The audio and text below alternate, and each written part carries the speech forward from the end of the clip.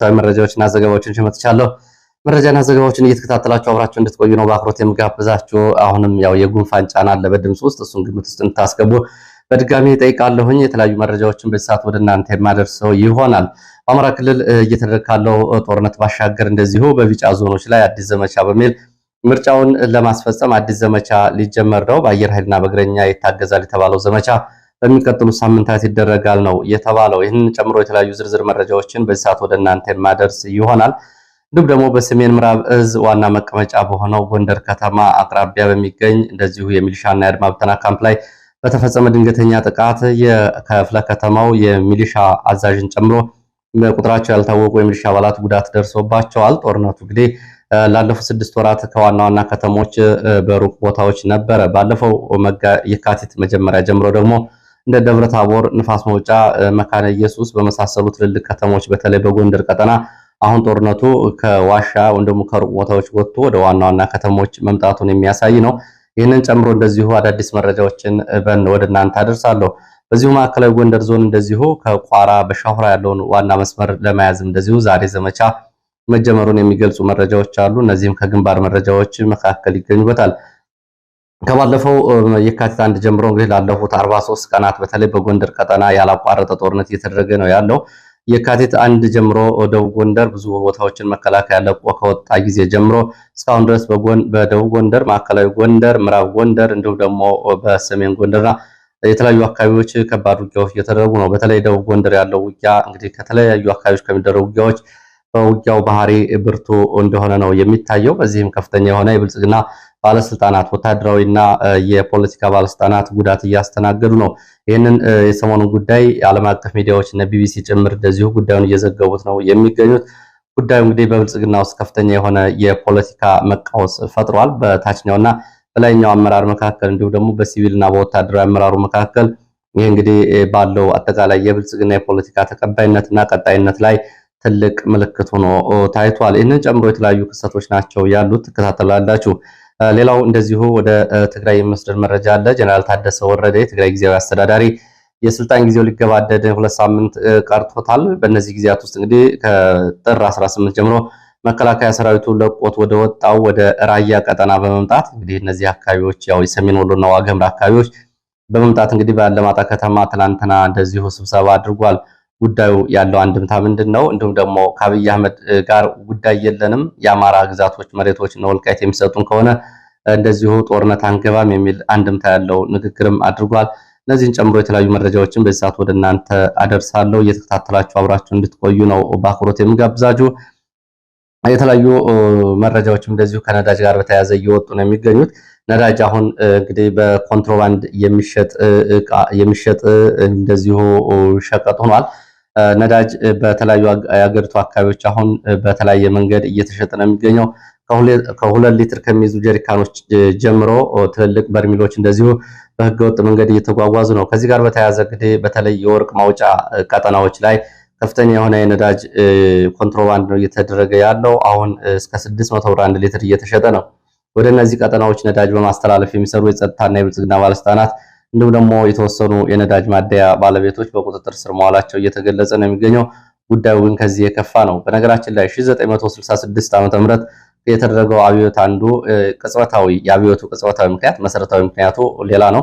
ቅጽበታዊ ምክንያቶች ከሚባሉት ውስጥ አንዱ ግን የነዳጅ ጭማሪ፣ በወቅቱ የትራንስፖርት ጭማሪ ላይ የነበረ ሁኔታ ነው። ይህ ሁኔታ ወደ የት ይወስዳል? እንግዲህ አብሮ ከዓለም አቀፍ ሁኔታ ጋር በተለይ ኢትዮጵያ ውስጥ ካለው ቀውስ ጋር የተደማመሩ ችግሮች ምን ሊፈጥሩ ይችላሉ? አብሮ የሚታይ ጉዳይ ነው የሚሆነው። ወደ መካከለኛው ምስራቅ ያለው አጠቃላይ ሁኔታም እንደዚሁ ከዕለት ወደ ዕለት እየተባባሰ ነው የመጣው። መካከለኛው ምስራቅ ያለው ሁኔታ የዓለምን አጠቃላይ ኢኮኖሚ አሁን ከላይ የተጠቀሰውን የነዳጅ እጥረት ጨምሮ በዓለም ላይ አጠቃላይ የኃይልና የኢኮኖሚ ጫና እያመጣ ነው የሚገኘው። ለመሆኑ ባለፉት 24 ሰዓታት በመካከለኛው ምስራቅ እንዴት አደረ የሚለውን መረጃ ስንመለከት ኢራን አዳዲስ የቴክኖሎጂ መሳሪያዎችን እንዲሁም ደግሞ የእስራኤልን የኒውክሌር ማዕከላት ላይ ያነጣጠሩ ጥቃቶችን ፈጽማለች። በአጸፋ ምላሹ እንደዚሁ አሜሪካና እስራኤልም የኢራንን የቴክኖሎጂ ማዕከላትን የተመረጡ የሚሳኤል ማምረቻ ቦታዎችን ሲደበደቡ አድረዋል። ባለፉት 24 ሰዓታት ከ180 በላይ ሚሳኤሎችና የአየር ድብደባዎች በኢራን ተፈጽመዋል። ኢራንም እንደዚሁ በመካከለኛው ምስራቅ በሚገኙ የአሜሪካ አጋር ሀገሮችና የጦር ቤዞች እንዲሁም ደግሞ በእስራኤል ላይ የአየር ጥቃቶችን የሚሳኤል ጥቃቶችን ፈጽማለች። በተለይ እንግዲህ በ24 ሰዓት መነጋገሪያ ከሆኑት ከነዚህ ጉዳዮች አንዱ ኢራን በዓለም አቀፍ ደረጃ በየትኛውም የዓለም ጠርዝ ላይ ኢላማዎችን መምታት የሚችሉ አዳዲስ ሚሳይሎችን ወደ ውጊያው ይዛ ወጥታለች። በትላንትናው ዕለት በህንድ ውቅያኖስ የሚገኘው የአሜሪካና የእንግሊዝ የጦር ሰፈርን ወደ 4000 ኪሎ ሜትር በሚጠጋ ርቀት ላይ በተምዘግዛጊ ሚሳይል አካባቢውን የጦር ሰፈሩን ደብድባለች ኢራን። ይሄ መነጋገሪያ ሆኗል። ከኢራን ወደ አውሮፓ፣ ምዕራብ አውሮፓ እና ምስራቅ አውሮፓ ያሉ ከተሞች እንደዚሁ ከዚህ ጥቃት ኢላማ አያመልጡም እያለ ነው የሚገኘው የእስራኤል መከላከያ ሚኒስትር።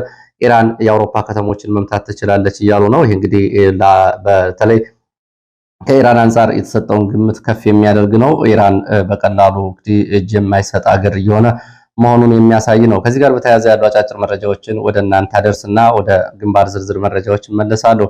የሚሳይል ድብደባዎች እንግዲህ አሁን ከሚሳይልና ከአየር ድብደባዎች ወደ ኒውክሌር ጣቢያዎች ላይ ያነጣጥረዋል። ድብደባዎቹ ኢራን በኒውክሌር ጣቢያ ላይ ለተፈጸመባት የኒውክሌር ድብደባ የሚሳይል ድብደባ እሷም በእስራኤል የኒውክሌር ጣቢያዎች ላይ ድብደባ በመፈጸም አጸፋ ምላሽ ሰጥታለች። እስራኤል የኢራንን የኒውክሌር ምርምር ማዕከል ከባድ በሆነ የሚሳይል ድብደባ ጉዳት አድርሼበታለሁ ብላለች። በጥቃቱ የኒውክሌር ማምረቻ ማበልጸጊያ የቴክኖሎጂ ማዕከላት ጨምሮ እንደዚሁ የኒውክሌር ሳይንቲስቶች እንደዚሁ ስለመገደላቸው የሚገልጹ መረጃዎች ወጥተዋል። በእስራኤል አየር ኃይል የተመታው ማሌክ ሻተር ተብሎ የሚጠራው ዩኒቨርሲቲ የኒውክሌር የባላስቲክ ሚሳይል እና የተለያዩ የቴክኖሎጂ የጦር መሳሪያ ምርምር ማዕከል የሆነው ነው ብሏል የእስራኤል መከላከያ ሚኒስቴር። ኢራን ወደ 3800 ኪሎ ሜትር ተምዘግዛጊ ሚሳይሎችን እንግዲህ ዓለምን ጉድ አስብሏል። ህንድ ውቅያኖስ በሚገኘው የአሜሪካና የእንግሊዝ የጋራ ጦር ሰፈር ዲዮጎ ተብሎ የሚጠራው የጦር ሰፈር አቅራቢያ መታለች። ምንም እንኳን ኢላማውን ባይመታም በጦር ሰፈሮቹ አካባቢ ያረፈው ሚሳይል የረጅም ርቀት ሚሳይል በመሆን እንግዲህ ከኢራን እስካሁን ከተተኮሱ ሚሳይሎች ረጅም ርቀት ተጓዥ ሆኗል። ይህም እንግዲህ ለአውሮፓም ጭምር ስጋት መሆኑን የተገለጸው በዚህ የጦር ሰፈር የተፈጸመውን ጥቃት ተከትሎ እንግሊዝ በቀጥታ በአጸፋ ምላሽ ወደ ጦርነቱ ልትገባ ትችላለች የሚሉ ዘገባዎች እየወጡ ነው።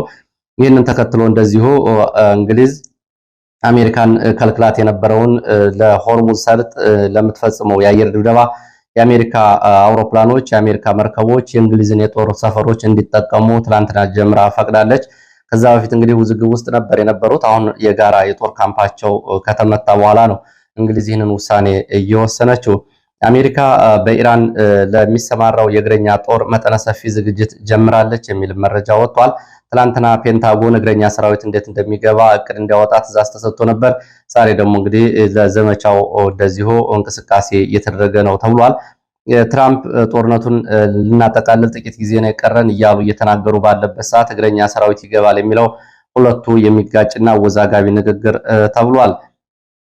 እግረኛ ጦሩ እንግዲህ መቼ እንደሚገባና መቼ እንደሚንቀሳቀስ የታወቀ ነገር የለም። ሆኖም ደግሞ አሜሪካ ወደ መካከለኛው ምስራቅ ተጨማሪ የባህር ኃይልና የአየር ኃይል እንዲሁም ደግሞ የጦር ተሸካሚ መርከቦችን ወደ ሜዲትራኒያን እንዲሁም ደግሞ ወደ ቀይ ባህርና ወደ መካከለኛው ምስራቅ አንቀሳቅሳለች። እንግዲህ ከሰሞኑ ጀምሮ ኢራን የእስራኤልን የአየር ክልል ጥሰን ውጤታማ ጥቃት ፈጽመናል እያለች ነው የምትገኘው። ኢራን የኢራኑ የአፈጉባኤ ደሞና ተብሎ የሚጠራውን የእስራኤል የኒውክሌር ጣቢያ አቅራቢያ ከባድ ፍንዳታዎች መድረሳቸውን ተከትሎ የኢራኑ አፈጉባኤ ወደ ወሳኝ ምዕራፍ ተሸጋግሯል ዘመቻው የሚል መግለጫ ሰጥተዋል። አሁን ቀድሞ ወደ ታቀደው የጦር መሳሪያና ወደ አስቀመጥነውና ወደ አሰብነው እቅድ ትግበራ እንገባለን ሲሉ ሌላ እቅድ እንዳላቸው እንደዚሁ ገልጸዋል።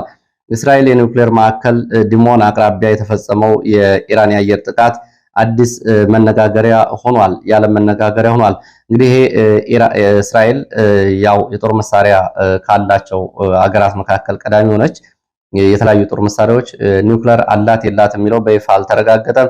ይሄ ግን ላለፉት 60 ዓመታት ገደማ እንደዚሁ ኒውክሌር ሲመረትበት ነው የተባለው ድብቁ የእስራኤል የኒውክሌር ማዕከል ነው። ትላንትና እንግዲህ የጥቃት ሙከራ የተደረገበት አብዮታዊ ዘቡ በኳታር ዶሃ አልጀዚራ ሚዲያ ማዕከልና በአካባቢ የሚገኙ ነዋሪዎች ዶሃ ከተማና የተመረጡ ኢላማ ቀጠናዎችን ለቀው እንዲወጡ የኢራን አብዮታዊ ዘብ እንደዚሁ ትዕዛዝ ሰጥቷል። ሌሊቱን ሳውዲ አረቢያ ደግሞ ከኢራን የተተኮሱ የድሮኖችን ማክሸፏን ገልጻለች። ሳውዲ አረቢያ በኢራን የዲፕሎማሲ ግንኙነት ላይ እንደዚሁ የመጀመሪያውን እርምጃ ወስዳለች። የኢራን ኤምባሲ ወታደራዊ አታሼና ሌሎች እንደዚሁ የኢራን የኤምባሲው አባላት ሳውዲ አረቢያን ለቀው በ24 ሰዓት እንዲወጡ ሳውዲ አረቢያ ትዕዛዝ ሰጥታለች።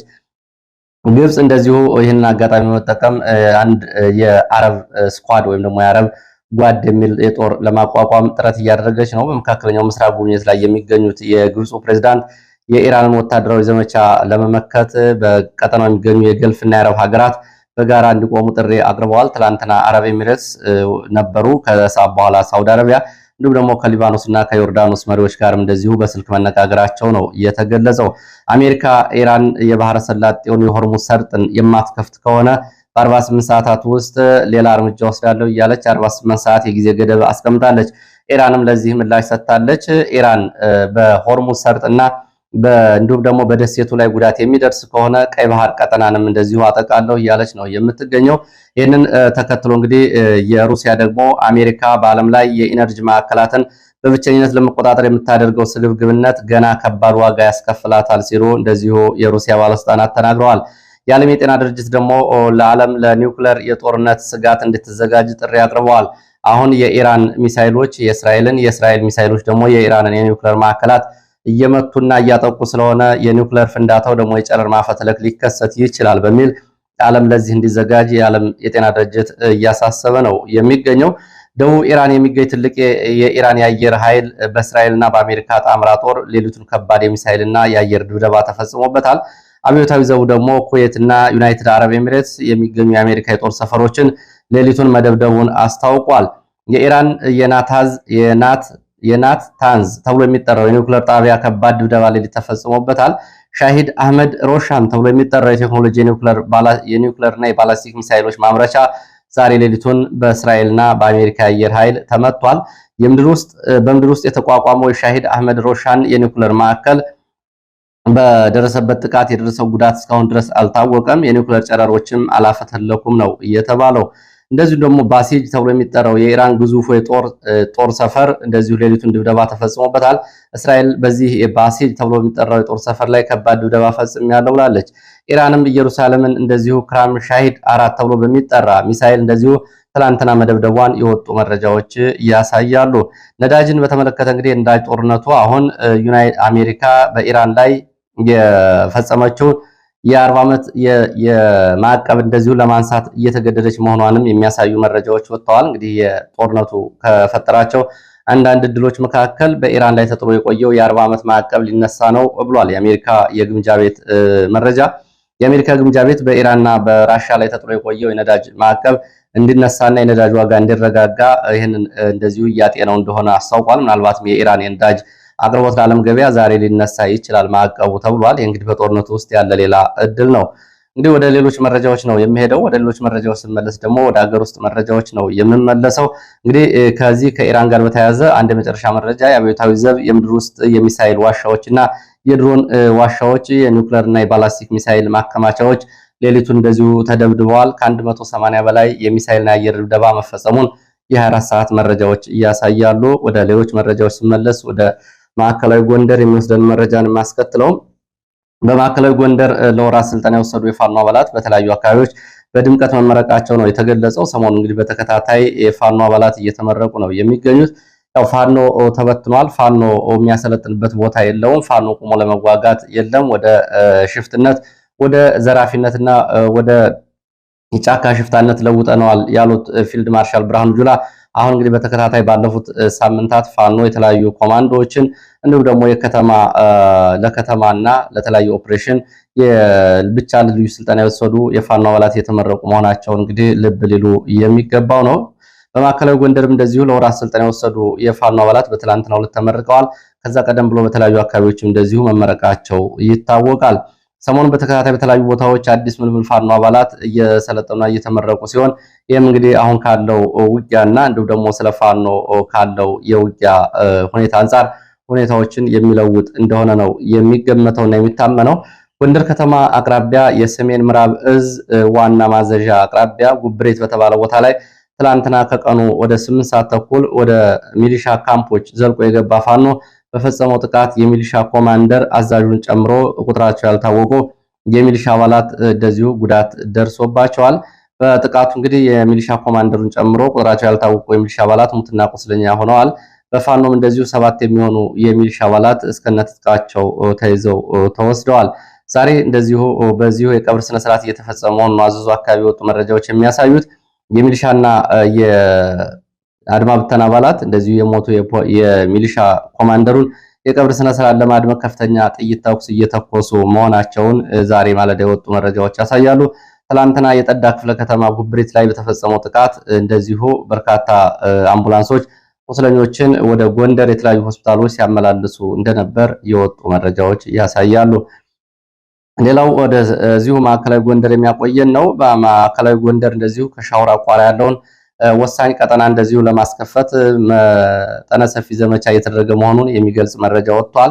ዛሬ በእግረኛና በመካናይዝድ ከደልጊ እና ከተለያዩ አካባቢዎች ከጎንደር ጭምር ወደ አካባቢ የተንቀሳቀሰ መከላከያ ወደ ድኩል አርባ ተብሎ ወደሚጠራው አካባቢ ከማለዳ ጀምሮ አልፎ አልፎ የዙ 23 ድብደባ እያደረገ እንቅስቃሴ እያደረገ እንደሆነ ነው መረጃዎች የገለጹት። አልፎ አልፎ ፋኖ የዲሽቃ ተኩስ አጸፋ ምላሽ ይሰጣል።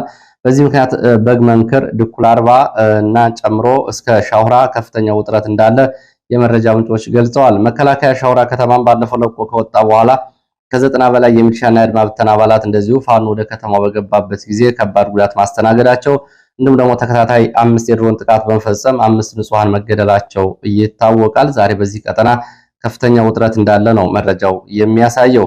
ሌላው ወደ ግንባር መረጃዎች መለሳለሁ። ትብብር ለኢትዮጵያ በሚል የመኢአድ፣ የኢሃፓ፣ የእናት ፓርቲ፣ የጊዮናዊነትና የኢትዮጵያ አንድነት የተባሉ ፓርቲዎች የጋራ ጥምረት የሆነው ትብብር ለኢትዮጵያ 3 አባላቱ በደቡብ ምዕራብ ኢትዮጵያ በከፋ ዞን ጫና ወረዳ ታስረውብኛል ብሏል። በስም ዝርዝር የጠቀሳቸው አባላቱ ታስረው ይገኛሉ ላለፉት 3 ቀናት። ከዚህ ባሻገር በፓርቲ አባላቱ ላይ የክፍፍል ፕሮፓጋንዳ መስጠት ስለ ፓርቲዎቹ ከፍተኛ የሆነ አሉታዊ እና የህዝብን አንድነት አደጋ ላይ የሚጥል ፕሮፓጋንዳ በብልጽግና የአካባቢ ባለስልጣናት በኩል እየተሰራጨ እንደሆነ እንደዚሁ ገልጿል። እናት ፓርቲ ባሰራጨው መረጃ ወደ ደብረታቦር ቀጠና ስንመለስ እንደዚሁ በደብረታቦር ከተማ አቅራቢያ በተፈጸመ የደፈጣ ጥቃት እንደዚሁ ከፍተኛ ወታደራዊ ጉዳት ደርሷል። አርባ ምንጭ ተብሎ የሚጠራው ቦታ ከክምር ድንጋይ ወደ ጋሳ በሚወስደው መንገድ ላይ በተፈጸመው ድንገተኛ የደፈጣ ጥቃት ተሽከርካሪ ላይ የነበሩ ቁጥራቸው ያልታወቁ ወታደሮች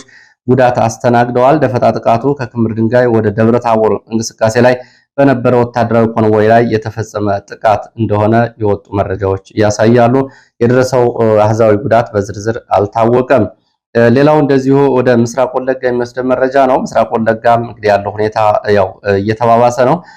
በምስራቅ ወለጋ ኪረሙ ወረዳ ጨፔ ተብሎ በሚጠራ ቦታ ላይ በተፈጸመ ድንገተኛ የደፈጣ ጥቃት በመከላከያና እንዲሁም ደግሞ መከላከያ ጋር ትብብር እያደረገ ባለው በጀል ሞሲሳ የሸኔ አባላት ላይ ጉዳት ደርሷል። እንቅስቃሴ ላይ የነበረውና ወደ አካባቢው ወደ አማራ መኖሪያ ገጠራማ አካባቢዎች በመንቀሳቀስ የፋኖ ደጋፊዎች ናቸው በሚል በአካባቢው ነዋሪዎች ላይ እንደዚህ ጥቃት ለመፈጸም ሲንቀሳቀስ በነበረ እግረኛ ላይ በተፈጸመው ደፈጣ ጥቃት ቁጥራቸው ያልታወቁ ወታደሮችና የሸኔ አባላት ጉዳት ሲያስተናግዱ እንደዚሁም ደግሞ 2 የመከላከያ አባላት እንደዚሁ በእጅ ስለመያዛቸው የሚገልጹ መረጃዎች ወጥተዋል። ዛሬም ወደ አካባቢው ተጨማሪ ኃይል እየተንቀሳቀሰ መሆኑን የሚገልጹ መረጃዎች ወጥተዋል። ሌላው በአማራ ክልል በተለያዩ አካባቢዎች እና በተመረጡ ቦታዎች መጠነ ሰፊ አዲስ ዘመቻ ሊደረግ ነው የሚሉ መረጃ ወጥቷል። በቀጣዮቹ ሳምንታት በአየርና በምድር የተቀናጀ ወታደራዊ ዘመቻ ለማድረግ እንቅስቃሴ መጀመሩና መታቀዱን የወጡ መረጃዎች ገልጸዋል። በተመረጡ የአማራ ክልል አካባቢዎች ይደረጋል የተባለው ዘመቻ የወረዳ ከተሞችን፣ ንዑስ ወረዳዎችን፣ ዋና ዋና ከተማዎችና ዋና ዋና መንገዶችን በመቆጣጠር ምርጫውን በሰላም ለማስፈጸም ያለመ ነው ያሉት የመረጃ ምንጮቹ የተለያዩ የቀበሌና የወረዳ ማዕከላትን ለመያዝ ያለመ ነው። ምርጫ በማይመቸው ቦታ እንደዚሁ አንዳንድ ምርጫ ጣቢያዎች ወደ በመከላከያና በአድማ ብተና በሚያዙ ካምፖች ላይ ምርጫ እንዲደረግ ይደረጋል። አንዳንድ ምርጫ ጣቢያዎች አሁን በፊት የነበሩት ይታጠፉና ወደ ማዕከላት ምርጫ እንዲደረግ ይደረጋል። ይሄ ዘመቻው ዋና ዓላማ ነው። ዘመቻው ዋና ዓላማ ከምርጫ ጋር የተያያዘ ነው ያሉት የመረጃ ምንጮች በተለይ ደቡብ ጎንደር፣ ማዕከላዊ ጎንደር፣ ሰሜን ወሎ፣ ሰሜን ሸዋ፣ ቢጫ ዞን ተብለው በተመረጡ አካባቢዎችና ወረዳዎች ላይ ከመጋቢት 28 2018 በፊት የሚፈጸም የጋራ ጥምረት የተባለ ዘመቻ ለማድረግ እንቅስቃሴ እየተደረገ ነው። ለዚህ ደግሞ እንደዚሁ በክልሉ ውስጥ ከሚገኘው መከላከያ፣ አድማ ብተና፣ ሚሊሻ ባሻገር ተጨማሪ ኃይልም ከሌሎቹ የኢትዮጵያ አካባቢዎች ወደ አካባቢዎቹ እንዲንቀሳቀስ ይደረጋል ነው የተባለው። በዚህ በቀጠናው እንግዲህ ዝግጅት እየተደረገ ከመሆኑ ባሻገር በተለይ በተመረጡ ቦታዎች ላይ ቀድሞ የአየር ድብደባ በማስቀደም እግረኛ ወደ አካባቢው እንዲሰማራ ይደረጋል። እግረኛው እንደገባ ደግሞ የምርጫ አስፈጻሚዎችና የብልጽግና አባላት እንደዚሁ ወደ አካባቢዎቹ እንዲገቡ ይደረጋል። በዚህ መልክ ምርጫውን ለማስፈጸም እቅድ ተይዟል። ከዘመቻው በኋላ እንደ አስፈላጊነቱ እየታየ የሚገባው ኃይል በአካባቢው ሊቆይ ወይም ደግሞ ለቆ ሊወጣ ይችላል ነው የተባለው። ዘመቻው ግን ከመጋቢት 28 በፊት ይደረጋል ብለዋል። ለዚህ ስምሪት ከደቡብ ኢትዮጵያና ከምስራቅ ኢትዮጵያ የተለያዩ አካባቢዎች ወደ ሸዋ ተጨማሪ የኮማንዶና እግረኛ እንዲሁም ደግሞ ከደቡብ ወሎና ኮምቦልቻ አካባቢ ወደ ሰሜን ሸዋ የተጨማሪ ኃይል የሚንቀሳቀስ ይሆናል። እንዲሁም ደግሞ ደቡብ ጎንደር ከባህር ዳርና አካባቢው እንዲሁም ደግሞ ከሰሜን ወሎና አካባቢው ተጨማሪ እግረኛ እንዲገባና እንዲሁም ደግሞ እየገባ እንደሆነ ነው መረጃዎቹ የሚገልጹት። ከእግረኛና ከአየር ኃይል ባሻገር እንደዚሁ የሚሊሻ ዘመቻዎችም እንግዲህ አብረው የተለመዱ ዘመቻዎች ናቸው። ይሄ ይደረጋል ተብሏል። እንግዲህ በዚህ ሁኔታ ምርጫው ይደረጋል የሚለው አብሮ የሚታይ ነው የሚሆነው። ሌላው ነዳጅን በተመለከተ ነው። ነዳጅ ለፋኖ እንዳይደርስ እንደዚሁ ጥብቅ ጥበቃ እንዲደረግም በደቡብ ወሎና ደቡብ ጎንደርና ሰሜን ወሎ አካባቢዎች ባሉ የነዳጅ ማደያዎች ላይ ሰራዊቱ ጥበቃ እንዲያደርግ እንደዚሁ ትዕዛዝ መሰጠቱን የሚገልጹ መረጃዎች ወጥተዋል። እንግዲህ አሁን መከላከያው የከተሞችን የቀበሌ አስተዳደሮችን እንዲሁም ደግሞ የአካባቢው ብልጽግና ባለስልጣናትን ከመጠበቅ ባለፈ አሁን ደግሞ በነዳጅ ማደያዎች ላይ የጸጥታ ኃይል እንዲሰማራ ትዕዛዝ ተሰጥቷል። በተለይ ደቡብ ጎንደርና ሰሜን ወሎ ባሉ አካባቢዎች ላይ ነዳጅ ወደ ፋኖ እንዳይገባ በሚል በነዳጅ ማደያዎች ላይ የጸጥታ ኃይል ስምሪት መደረጉና እየተደረገ መሆኑን የሚገልጹ መረጃዎች ወጥተዋል። ፋኖ ነዳጅ ከእጁ ከገባ ወደፊት የሚያደርገው ዘመቻ እንደዚሁ ቀላል ይሆንለታል። ነዳጅ እጁ የማይገባ ከሆነ ግን እንደዚሁ ዘመቻው አስቸጋሪ ይሆንበታል። ስለዚህ ይህንን የነዳጅ እቀባ ተግባራዊ ማድረግ አለብን በሚል ነው ይሄ እየተደረገ ያለው።